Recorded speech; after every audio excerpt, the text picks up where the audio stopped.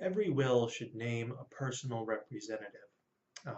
What a personal representative does is essentially administer your estate when you pass away. Okay, so they file the necessary paperwork at probate court, or they work with an attorney who's going to do it on the estate's behalf. If there's bank accounts that need to be settled, or if one needs to be opened for the estate, they'll handle that.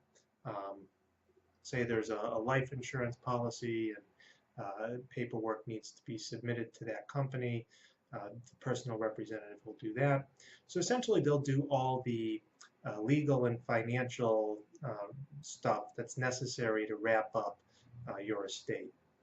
So like I said, every will is going to name one. And a lot of times people are torn as to who they should name as their personal representative. So I usually tell them this.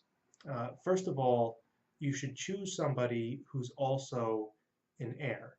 Right? So in most cases, people are married, they want to leave their full estate to their spouse, so you would name the spouse as the personal representative.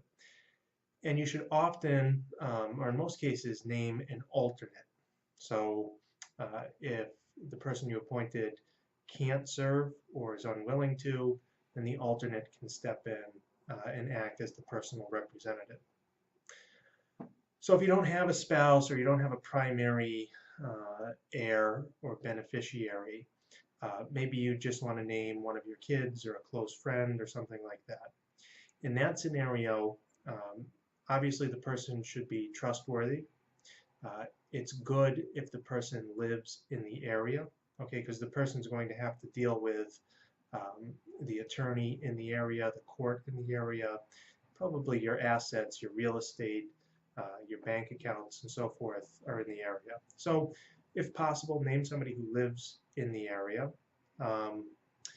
And you should name somebody who has some competence when it comes to paperwork and dealing with administrative type matters. Okay, they're going to have to sign and review paperwork with a lawyer, with the bank, and you should really have somebody who has some sort of acumen with finance and business, if possible. And then lastly, you should avoid naming multiple personal representatives or co-personal representatives. Some people say they'll have two kids and they don't want to favor one and appoint just one as the personal representative. So they'll name both as co-personal representatives.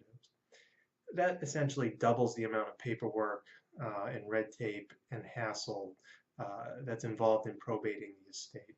Okay, so just pick one person to serve as the personal representative, and then a backup, an alternative. And like I said, if possible, name an heir, somebody with some business knowledge, somebody who lives in the area, and somebody who is trustworthy.